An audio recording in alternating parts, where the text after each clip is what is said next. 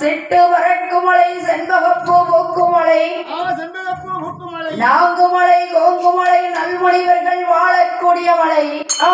மலையான மலை கடந்து வருகின்றானே வல்லரக்கள்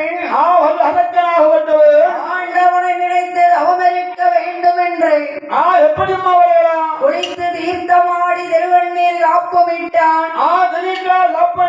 இமயமலை அடிவாரத்துக்கு வந்தானே அசுரர்கள் ஆளரவுமே இல்லாத காடு அதற்கு பெயர்தான் ஆரூரியா வனம் என்பார்கள் அந்த அசுர அரக்கன் காடு வெட்டி செடி ஒதுக்கினான் ஆழ குழிய வெட்டினான் அதில் 1000 மல கம்பத்தை நாட்டினான்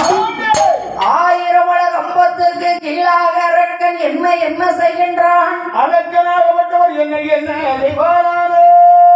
அவன் சார்ந்து கொண்டு தரை மொழிகி சந்தரன்